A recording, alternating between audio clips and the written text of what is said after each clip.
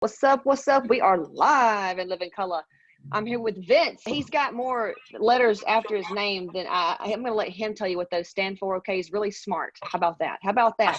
He is IG famous for a lot of the same reasons and things that we do here with Hot Moms.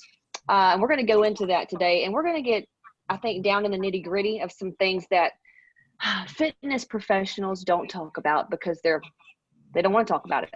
Appreciate you so much.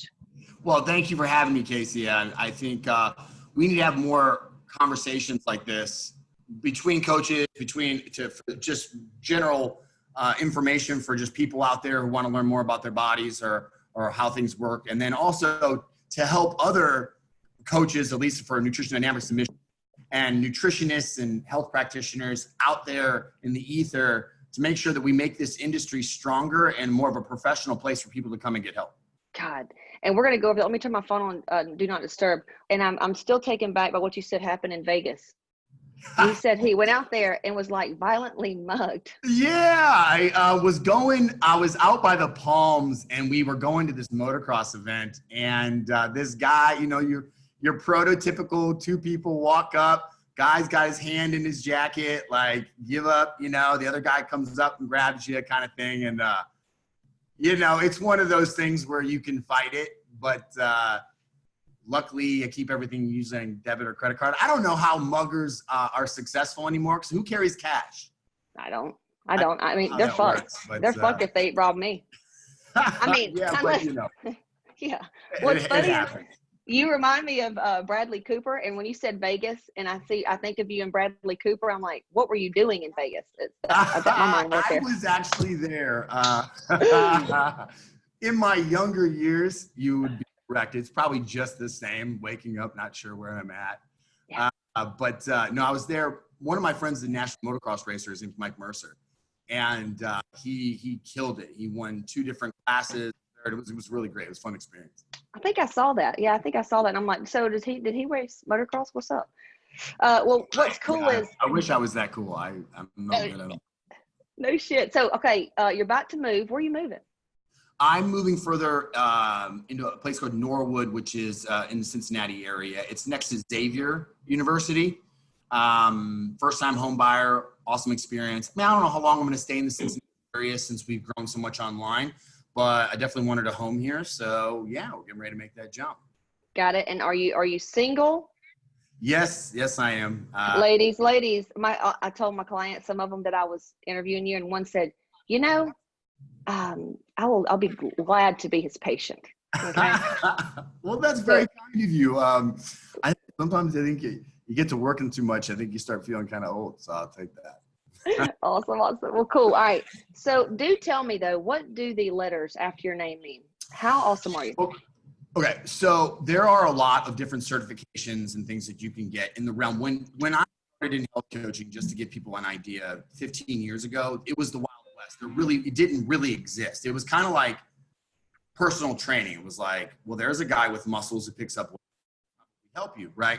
So there wasn't a lot available. So the route that I went before there were some of the national standards and practices that are starting to come into fold was I worked with functional medicine company. Are you familiar with Metagenics by any chance? I looked it up last night just because I was studying about you.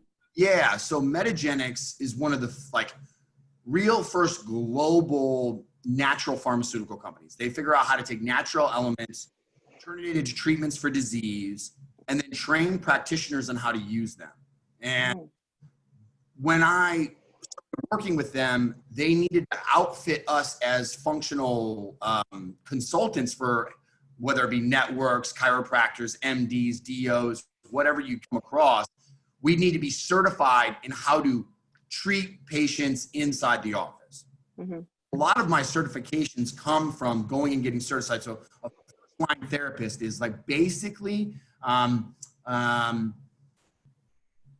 is a nutritionist that is capable of working in a medical facility, working on different advanced cases, like working on patients, things like that. Of course, and then there's the health coaching, which there were a lot of certifications we got in the beginning. I like what's going on right now with health coaching. This might be too off topic, but where they're trying to create a national standard. And so I'm working with the IFM, which is the Institute of Functional Medicine. I'm working that certification now. So that way, and that allows you to apply for the National Board of Health Coaching or Health Practitioners. And now Chris Kresser, Dr. Chris Kresser was talking just recently last week about how that national board standard, I think, is now going to start getting insurance reimbursements, hopefully in the next maybe 2 to 5 years. So we can take health coaching, nutritionists, coaching in general, I don't care what name you give it, and we bring it into the medical fold to a certain degree. I don't think we should totally adopt, because the medical system has their problems, they have their way of doing things, and I don't think because of standards of care laws that exist inside the medical framework that we're going to do as well there. However, there needs to be a blend. That's been my passion for a very long time. I left the medical field because I didn't feel like I was getting it done appropriately working in medical facilities, trying to get the doctors to do it because they don't have time. And they're in a system that sets them up to fail when it comes to holistic, natural, fundamental nutritional care.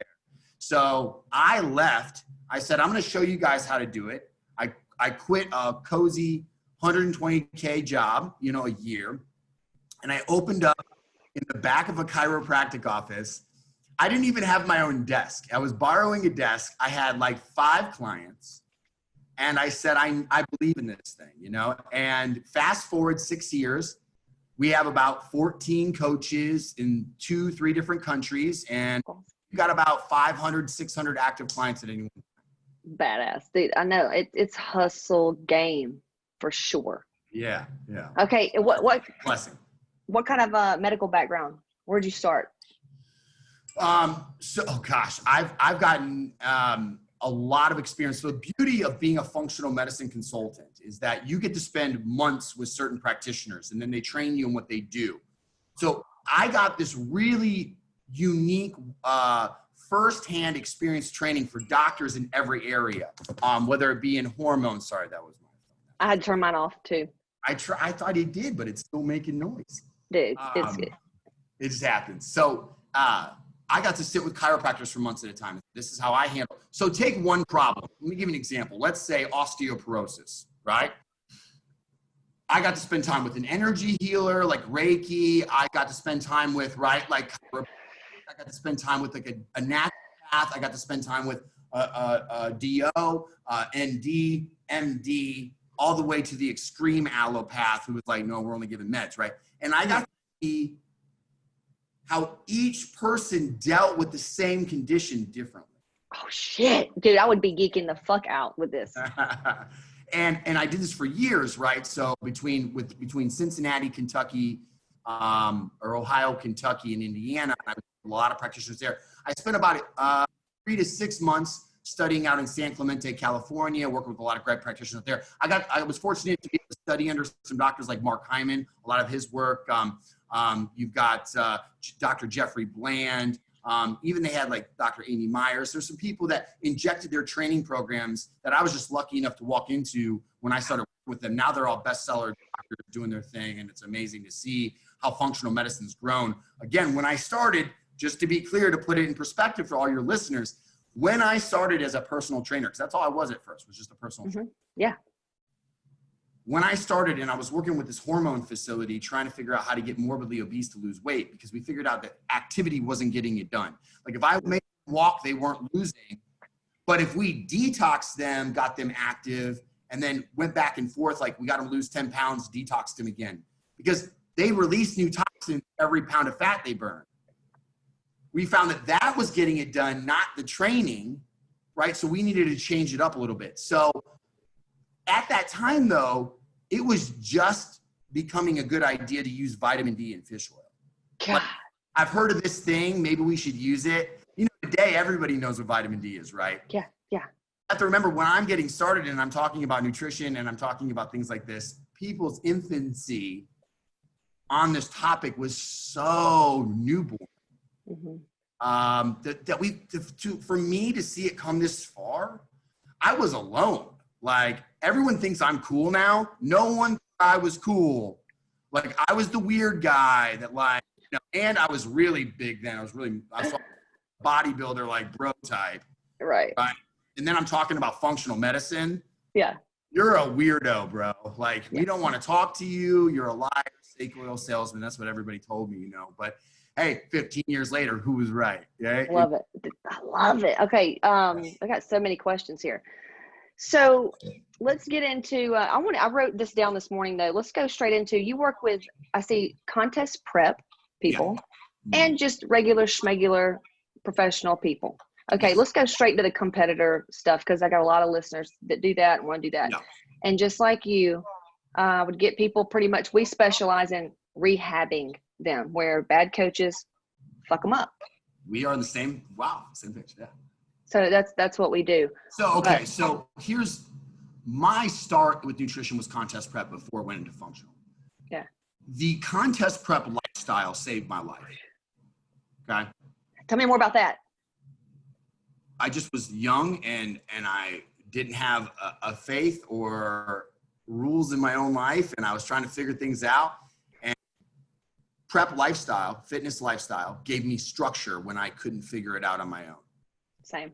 Structure, while is good, today is turning into people's prisons. And that's my concern. So when you take a contest prep and it's being abused and they're being abused and they're under eating for too long, they're doing too many shows, there's something wrong with the emotional, usually, or mental state of the competitor, and maybe the abuse or uneducation of the coach that creates a relationship that now what could have been beautiful becomes very unhealthy. Yes. Because I competed for 4 years, we did very well. We had first call outs for junior nationals. Wow. Just it was like 3 years ago, and I got to the point where then I walked away because I just didn't feel good. I felt very unhealthy. The coach that I had at the time, while I love him, had a few things that I think he was directing me down a path that was going to be unhealthy. I mean, I was someone that at the time, and I'm vocal about this. I'm kind of anti it now. Well, I'm not anti it, but I did use steroids. Okay? Yeah. And that's okay. I mean, it's part of my story. And I felt really unhealthy and I'd walk away from it, so I'm only maybe 190 today. There was a time I was 230. And God. Yeah, a lot different me then, right? This is back then. But I have a very loving relationship with the fitness industry, with fitness principles, with competition. And my hope for the future is we can find a new way to diet aggressively, the different standards for the NPC, IFBB, and other leagues, that we can make a safer place for competitors to come and enjoy themselves. Yeah. Be my passion. And that's a lot of the reasons why we have all the things we do for laboratory. And I'm trying to get these ideas out so coaches get away from this old guard of doing things. And there are things you can do. Hey, guess what? You don't have to starve them out. They don't need to do 3 hours of cardio. You don't, leave sodium in. Like, you should feed them up before their contest prep for the day they step on stage. Like, you shouldn't verbally abuse them, telling them they're not doing it every day. Like, you should, there's just like so many things that the old way of doing things where science is beginning to catch up and say these things are wrong, but half the industry is still stuck in the Stone Age. Yep. So I think I want to focus on that, just pushing coaches to you, because you will help them scale their business and make their clients healthier. Yeah. And all that. The first thing that I believe, if we don't, as prep coaches, if we don't start to regulate ourselves, someone's going to come regulate us. I've said this for a long time. Someday, some coach is going to diet some senator's daughter. He's going to injure, or he or she is going to injure her in some way. And then they're going to start looking at where are all these coaches coming from? Who are they answering to? And why are we not taxing this? Okay, so this is what I think is going to happen. And and we have systems for this. That's probably another conversation for another day, where coaches can become compliant. But So the individual coach, when they bring on a competitor, I think it should be standard practice blood work right off the bat. Okay? Praise Jesus. Yes. Right off the bat, what am I getting myself into? If I'm going to put you in 16, 18, 21 weeks of aggressive duress, particularly females, I need to know what I'm looking at. Not on the surface, just not just some progress photos. What does your blood work look like so I can prevent potential issues in the future? Maybe I can diet you a little bit more appropriately for you. And again, I can identify any trouble markers coming in. So for example, the fitness industry draws in eating disorders. Yeah. One of the number one things that you can see in blood work is eating disorders through malnourishment. I want to know that because I feel it is my responsibility to be able to identify these things, address it with my client before, if a female's coming into me and she's been starving herself and hiding it, and then she comes to me and says, I want a contest prep. At what point is it my responsibility to address some of these things? That's where the grace scale, the indemnity of the coach. Theoretically, there is none, but there is. Good coaches should hold themselves to an ethical standard and be aware of some things.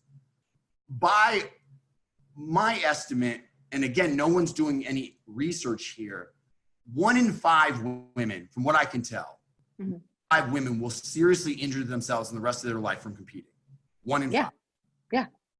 Whether they get PCOS, Hashimoto's, whether they get morbidly obese because metabolic resistance, androgen dominance, IBD, Crohn's, colitis, it just goes on and on. Yeah. I don't think people realize the risk factors, but to be honest with you, if we set in some simple standards in place, almost 90% of that would be eradicated. I agree. That's exactly the message. That's it. Now, let's say you get a gal coming in. So tell me how you're going to take somebody from, Hashimoto's, she's adrenal. Hey, I want to compete in like 4 months. Okay. What are you going to say? Okay. So when I talk to coaches and I prepare them for these hard conversations, first thing I tell them is something I say, tell your story.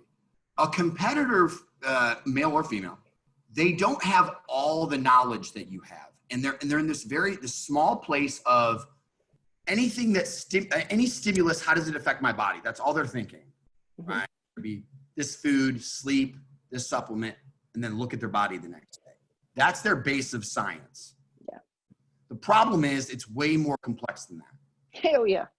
So if you're going to get someone to understand, you've got to get them on the same page, which means you have to have an actual real conversation with them. It cannot be an email, in my opinion, that just says, this is what I think, this is what you should do. You have to have a conversation with them and says, listen, these factors could injure the rest of your life.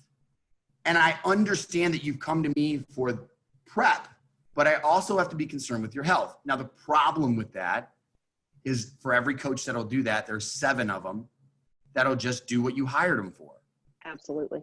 A prep coach has no responsibility. You just said 12 weeks of prep. You're here to cut. That's why that's why we decided to use the word health coach and not prep coach, even though we're a health coaching that does prep work, right? Got it. But clients don't read that when they hire a coach, they're not getting somebody that's looking out for them. People are like, you know what? I'm just going to go to this one because they said, yeah, and they're cheaper and they have other girls. Okay. They have all the winner. They have other girls on stage. So I'm going to go with them. I get that a lot. Yeah, we do too. We do too.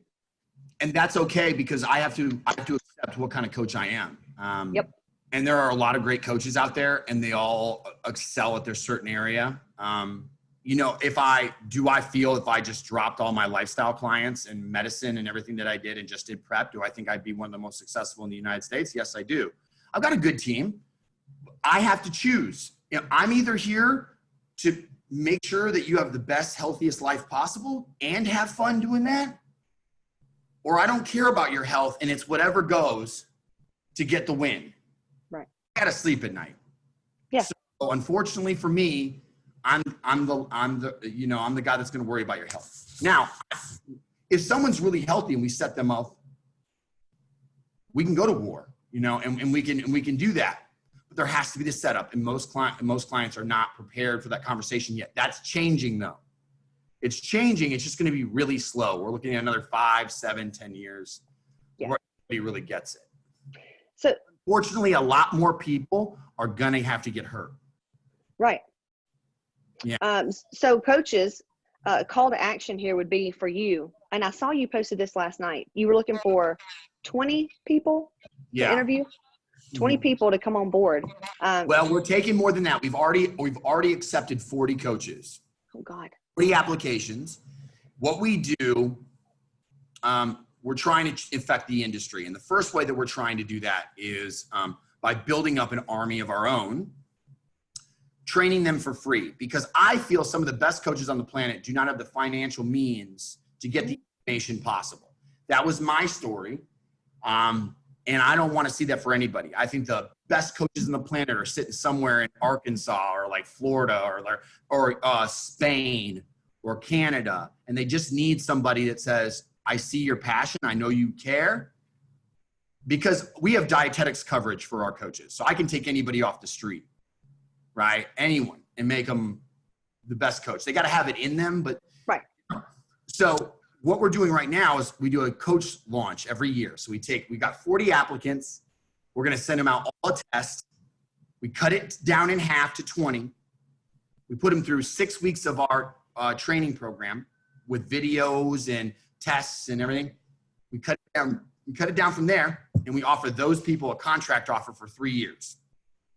That ensures them client leads, constant training, education, and then we put them through another 22 weeks of aggressive training for free.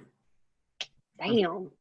You know, my unique road coaching has allowed me to look at things, I think, different than any other coach on the planet, right? And I feel that I want to give that information away so that later on we've affected the industry before I'm gone. Because I think that coaching will be one of the #1 ways people get healthy in 2040, 50. Like, I don't think this thing ends. It only gets bigger. It's growing right now on an unbelievable level. If you look at forecasts for supplement sales versus pharmaceutical sales, if you look at people looking for holistic means and they're tired of the old allopathic way of doing things, you know, not just we jump from the prep to this, but it's all online coaching, I believe, is the future. And I want to make sure that people are educated. And so then we have our own team, but then we also do all kinds of things to help people that aren't our coaches. Because it's not about us versus you. I really don't want to be that. And that's what my whole career was. It was, you know, alpha and we didn't work together and we didn't partner. We better work together or we're not going to be effective. Right. And we better get along to the best of our abilities. And I don't see that happening all the time. Right. That's what I wanted to say the call to action is. So you're saying you can take somebody, no certification, just a passion, and truly help them be a certified under you. Okay. And, or like me, we can work together. I can outsource some of my people that need this blood work done, maybe that can't go to the people that I use. And I'm like, hey, Vince and his guys can take care of you. That's my goal. That's what I want to do. Well, one of the other things that we do, just like I think you do, is that if, let's say you get a tough case, okay? What if you don't want to learn all about Hashi and PC? I mean, that's a road, man. Oh yeah. We are here that we will talk to the coach, create a relationship and say, listen, let's make it look like this is a system. So you identified some problem areas. We will work on those, optimize them, give you what you need, and then put them back in your program or back into competition. I do that all the time for some of the biggest prep coaches in the United States. I do it for just other lifestyle coaches that don't want to learn.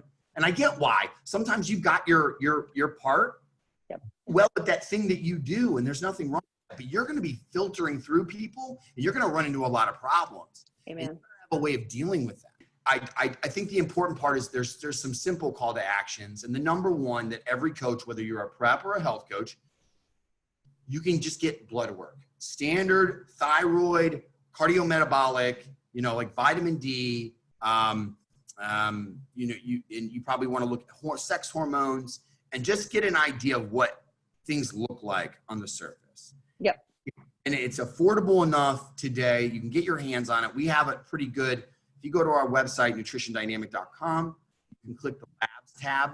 Your client can go right on there, buy just thyroid blood work or just a basic blood work panel for like $200 or something. And then we know where we stand with your at least initial. The people that you don't go to the doctors that we use, Vince said he'll hook us up with a discount code if you want to use his testing, and then that's what we're going to do. Well, So why don't we just call it why don't we do Shipp? S-H-I-P. Shipp. Okay. Shipp. SHIPP, 10% off. And I'll link everything in the podcast and the video. We do everything from urine Dutch testing, food sensitivity testing, GI stool testing, heavy metal testing, gene testing. So we'll take your 23andMe raw data and break it down and show you all the little different gene snips and what you can do nutritionally to optimize yourself. We do all the standard blood work. We do a nutri-eval. We do micronutrient testing to see, in your cells, what are you nutrient deficient of, or what vitamins and minerals are you low on? We do everything. Good deal. See, and that's where some people, like I told you, just the people that we use, sometimes they don't mesh with. And I'm like, who else? I'm not reaching everybody, so I need help. And that's where I found you. So I'm here to help you guys and anyone else I can, because I believe in what we do. I think it's the most effective way that people can get well. Yeah. And I think it needs to be a we and not an I. So that's my hope for the future. Yeah. Hell yeah. Okay, now let's go straight into this. So first of all, DO and MD, just real quick, 2 sentences. What's the difference in your opinion? There is none anymore. So they take the same standard board. So it used to be that DOs would actually learn chiropractic. They would learn to manipulate. They had different testing standards. They were tested. They had way more education hours, credit hours in nutrition. All that's gone to the wayside. There is no difference between the dictations anymore. And it's really fortunate because the modern DO is about as helpful as any other practitioner when 10, 20, 30, 40 years ago, some of the best doctors I've ever met in my life were a DO. Same. Yeah. See, but this is what happens. And then at the same time, they did it to the dietitian too. One of our passions is to bring power back to dietetics. What the healthcare system has done is marginalize their impact. So they are stuck only doing feeding tubes in hospitals for $20 an hour.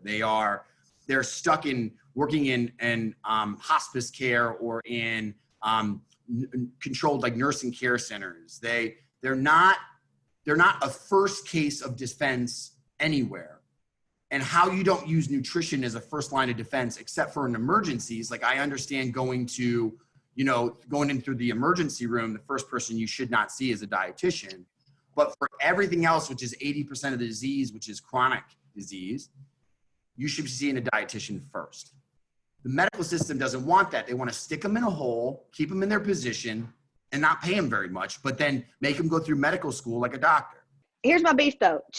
Help me with this. So, you come from the fitness world. I come from the fitness world. I get frustrated when I have these yogi stay-at-home moms in their Mercedes wagons, and they have these bodies. They live on the cardio machine, and they say, I want to look like you, but I already have a dietitian. I'm like, okay, you dietitians, and we used to laugh, say they're either fat or skinny because they take their own advice. Yeah. So. And there's a difference. Informed, yes, 100%. So modern, whether you're a nutritionist, macro coach, or something like that, you're being taught how to manipulate the physique with nutrition and training. Yes. A dietitian's not taught that. A dietitian's taught about how to do low blood sugar dieting and taught about how to do some other medical care. They're not taught what you think they're being taught. That's why I train them. I have a lot of them. I bring them in. I go, okay, all right, love you to death, but everything you learned in school, forget it. Let's start over. Right? Yes. And they know it's true. I have lights out dietitians today that don't use any of that school. Now, that doesn't mean going to school, getting medical exposure, professional. See, that's what's important. And they do that very well. And I'm proud of the system for that. Other than that, yes, it's not the same thing. If you're looking for body sculpting, you're looking at coaching. If you're looking for just some micronutrient testing, maybe some medical advice in dieting for certain, even then though, they're not being taught the right things. It's education failure. It's not a diet. It's not. Right. I love that. Amen. Great job on that one. All right. So, I've taken Anavar. I haven't been brave enough to try like Winnie and all that, which I don't think I need to. But Anavar to me, and then there's studies out there, Anavar for muscle wasters can be a good thing. However, there is two sides of the coin. Some people say, oh, it's going to crash your adrenals. Some say it does not affect however you say that, how you say that word? Cortisol. Yep. Mm-hmm. That one. So what's your opinion on Anavar in people that are adrenal fatigue and muscle wasters? Absolutely not. They shouldn't touch anything androgen related. Androgens are the reason that we get autoimmune diseases. So any autoimmune disease is androgen dominant. It's not converting into testosterone, and the aromatase pathway has been blocked. So then when you stress, you make androgens. When you work out, you make androgens. The problem isn't working out and dieting. The problem is the standard American lifestyle. The amount of stimulus that you're getting just being on your computer, on your phone, driving at work, being in populated centers, eating processed food, stressing out about things big or small. How is it that we are more comfortable than ever as a first world country, but yet stress levels are at an all-time high? Okay. When a female stresses, she produces androgens. We watch it in study all the time. We watch it in blood work all the time.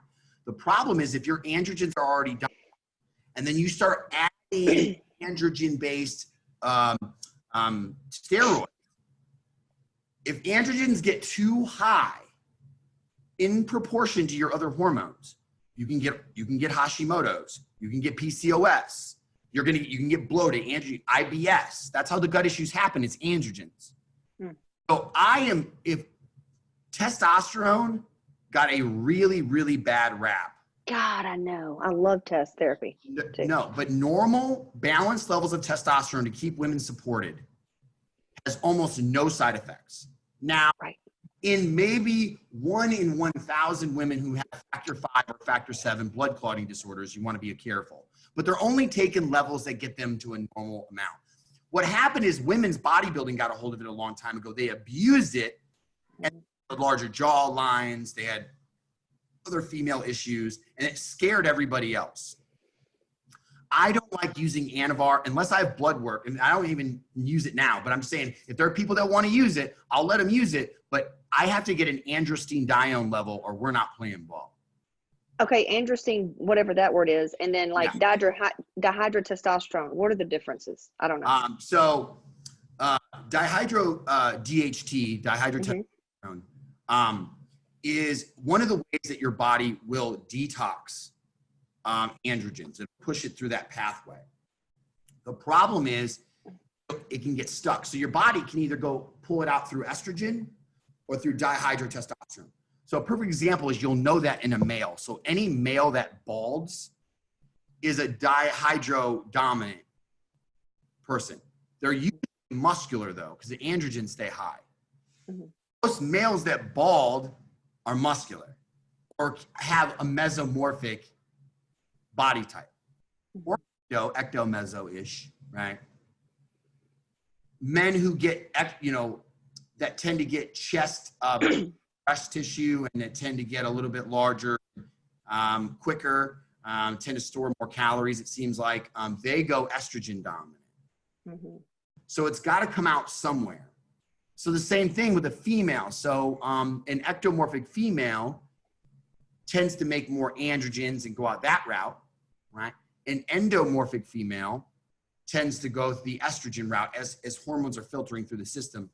Hormones, think of like, when you walk into a medical facility and you see like the water bridge where water's trickling down and it goes from like brick to brick and you see it trickling through the system. That's how hormones work in your body. And it starts at the very top with cholesterol and it ends with either one of the forms of estrogen or your dihydros, andros at the bottom. But most people can't detox those androgens very well. It's got to reroute itself somehow back to estrogen, and it happens in many different ways. It's still got to go out through the liver. Would you say, address your sex binding hormone? Okay, because it's causing not negative conversion, but what do you say about that? So SHBG, sex hormone binding globulin, is a liver enzyme indicator for different diseases. And it's also, it's a good indicator of how fast you're converting aromatase. So aromatase conversion, which is a conversion of testosterone into estrogen. Okay. However, it tells you about thyroid function too. Mm-hmm. And it also will tell you about how to maybe potentially look for 1 in 20 women with weight loss issues have a pituitary adenoma. So, which is a nodule on the pituitary that will elevate prolactin levels that then raise sex hormone binding globulin. So they make a lot of prolactin, they make a lot of estrogen. This is why I'm saying, if you have a woman that can't lose weight, it's not, they could be medically sick and not know it. Right. So it's not okay for some uneducated coach to just keep beating the hell out of them with diet and working out. Oh, let's just go to 2-a-days. Let's just do more. It's not working, so let's do more. No. Now, in my opinion, if you keep doing that, you should be liable for that person's health. Mm-hmm. I get it's horrible. Sometimes even some coaches will just put medicine, they'll inject needles into these girls. They don't even know what they're putting in them, which is the girl's dumbass fault. But these coaches, I'm with you. I get livid when I think of some of the shit they do. Yeah. So, one of the things that if any woman cannot lose weight and it's gone on for a while, just to be safe, they need to get an ACTH done for Addison's disease. Mm. They need to get their prolactin checked for like an adenoma or for some other issue. They need to get their leptin checked for leptin resistance. Okay. Those are, and then the last one I usually do is an ANA screen. That's just to make sure that like lupus or Crohn's or some other autoimmune disorder isn't sitting in the wings that we're not aware of. Weight loss resistance will come on a year or two before an autoimmune disease hits. So we're not just dealing with like, oh, I just want to lose 20 pounds and like, oh, I can't lose weight and I don't feel very good. Oh, let's just, it's not a light, that could be a very serious thing. Mm-hmm. We have to stop treating it like it's just nutrition, X's and O's, and we can't hurt anybody, because it's not true. It's just not true. Right. Well, I want to come get I want to do all this. I already do all the blood work, but I'm going to do those 3. Well, anything that you want to check out or do or whatever, you would be happy to, we'll talk. I can get you in here. We'll blast it everywhere. Yeah. Wonderful. Okay. So that's your beef on the PEDs and all that stuff. So yeah, I'm not against them. And well, I'm even going to tell you, I think women's natural bodybuilding, I'm going to be honest with you right now, it's hurting more people than any industry, because you have to get them so hard, so lean. They have no hormones. I almost feel that if you want to compete long-term, if you're going to compete 3 or 4 shows a year and you're natural, you're going to hurt. You're better off getting on HRT therapy. Oh, hell yeah. Competing in a division that allows it, because you're going to ruin your 40. See, and that's what gets me too. He's talking about hormone replacement therapy. That's what gets me is these natural shows. It's like, so if you take somebody like me, when I was competing and not taking anything, I was so low, like, oh my God, so low. So just to get on hormone therapy would get me to the normal level. So what really is natural? It's so stupid to me. Well, but listen, yeah. And it's not okay, because you can't be beaten on yourself. That's the only thing too. These natural I work with a lot of national athletes, and that's okay. We talk about the different options, and whatever you want to do, I'm fine with, but you need to realize that everything has pros and cons. Yep. The number one class of people affected by metabolic damage, competition-induced disease, is female natural bodybuilders. Ooh. And it's because they are going through all of these weeks of training, grinding their body out.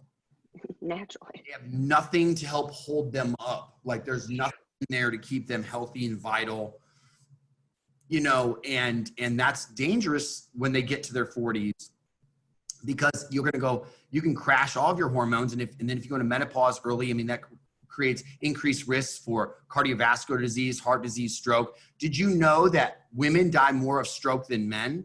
And the reason, and heart disease, because when estrogen is gone, it is part of your cardiovascular protectant measure. So with no estrogen, Now cholesterol begins to build up in the arteries. So there are a lot of things that we need to start being more serious and intentional about.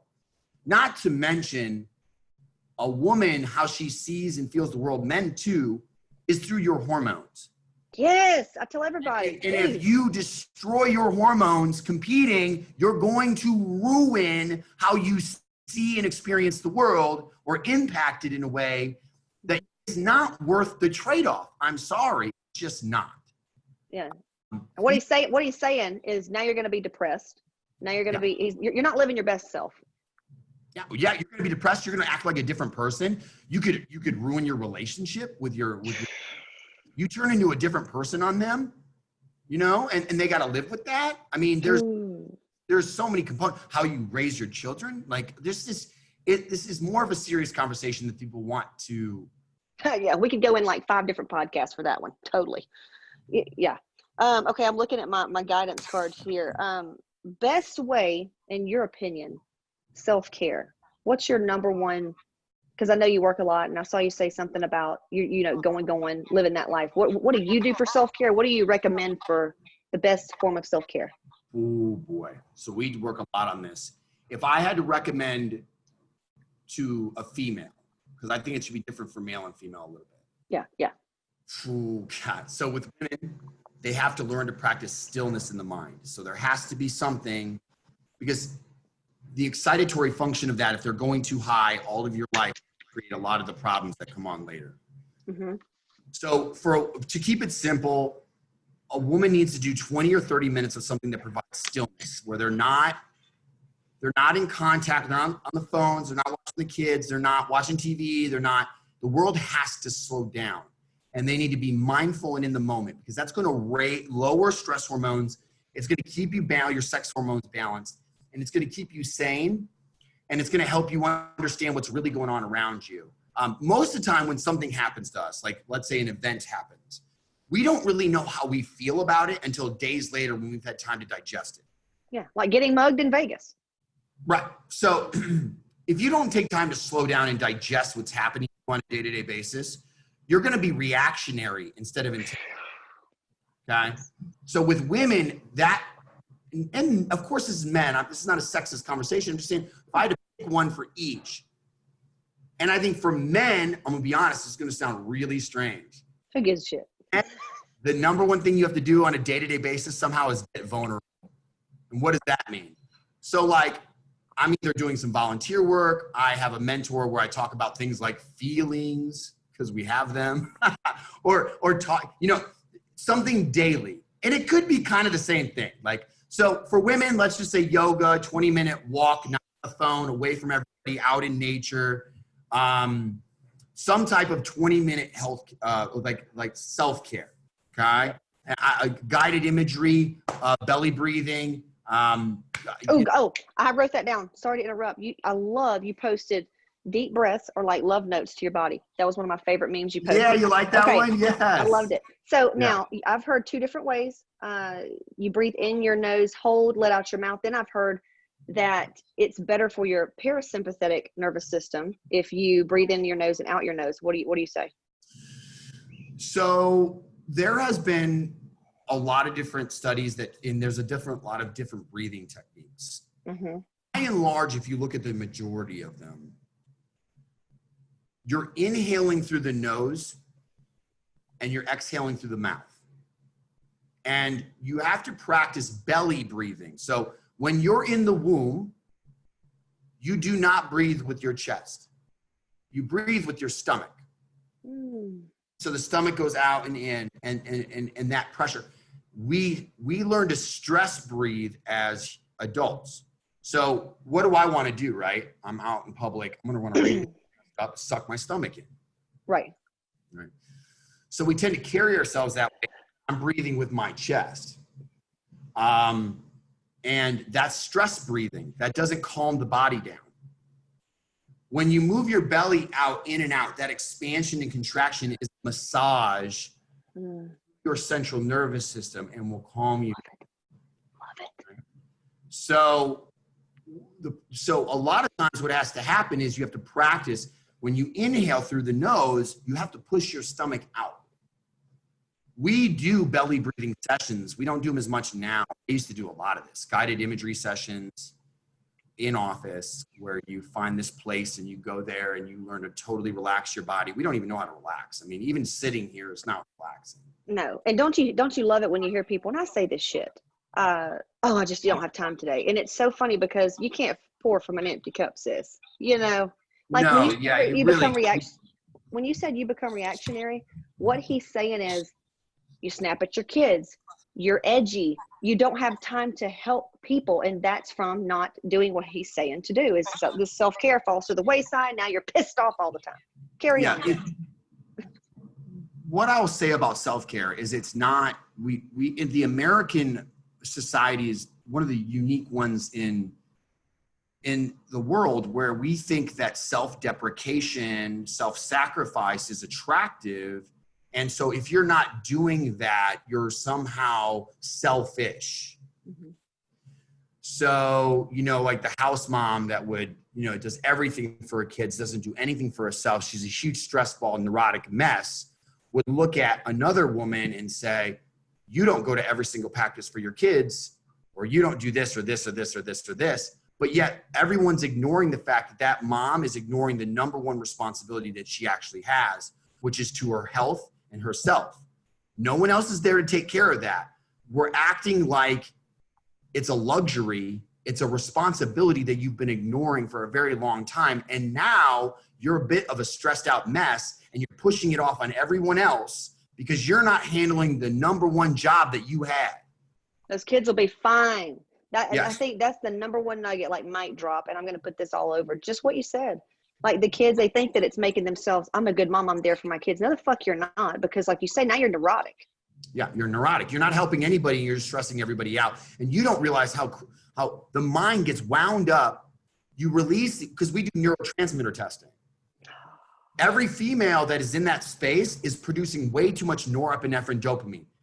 That means that in your brain, you think you're smelling smoke all the time and you think there's fire. So you're like, oh, where's the fire? I got to put it out. Oh my God, I got to do this. And in there is insanity. And I understand why. It was all good intentions. Totally. Say the road to hell is paved in good intentions. Okay. So the responsibility to slow down and look at yourself and evaluate, how am I doing with me today? You might not be able to do that without calming down. So you might need some form of physical stimulus, an Epsom salt bath, yoga, go somewhere to do it, get out in nature, hike, walk. These things, you have to do them like a workout or you won't get good at them. God, I just love you. I appreciate it so much. And then my card, I'm a weirdo. I'm an intuitive, but I always draw cards when I do these. It guides us, and we're going over exactly that. It was really fascinating. That's great. That's awesome. I love some of that stuff. I don't know a lot about it, and I'm not no practitioner by any means, but there's definitely some answers there. I don't know how always to like tie it into the world, you know. Well, you're following your path. It's awesome. So it was freedom, self-care, and love yourself. And that's what all this is in a form of what he's saying, what we're talking about. The reason we're here in this meat suit is it is a form of loving yourself, right, Vince? Is getting yourself healthy, doing the self-care. It brings freedom. You can have freedom if you address all the shit that we're here to do. If we want to, we're getting a little, okay, we're going to kind of wade into the deep end a little bit. Hey, go there. If you want to talk about real freedom, it's freedom of self. You've got to be able to get out of yourself in order to experience real freedom. Okay. Like you think you're free, but you're not. You're just, a lot of people are reacting on self-centered thoughts, obsessive nature thoughts and behaviors and running around all day. And if you don't take time to, if you're not healthy, mind, body, and spirit, you're not free. You're in a prison, either your own thoughts or illness, physical illness, you know, that might get really like, okay. Hey, we're there. No, they know. They know I talk to dead people. We keep going, bro. This is awesome. Okay. And we're almost done. There are levels of freedom that I hope everyone achieves, but most of us are on the first plane of like the physical. And the problem is that we're sick. You can't get, that's why I'm here. That's one of the reasons I do what I do, because you're not going to reach these levels of experience that the world that you should have, the joys and the freedoms and the happiness, if you don't learn to separate your conscious from your physical self to a certain degree. Mm-hmm. Understand that all of it requires maintenance. So that's why everyone that comes in with some physical malady, it usually starts with some spiritual, emotional issue, mm-hmm. Mm-hmm. grounded, and then becomes a physical malady. Yeah. So we know if I just email you a macro plan, it's not cutting it to help healing you. It's just not. God, so true. I love it. I'm so glad.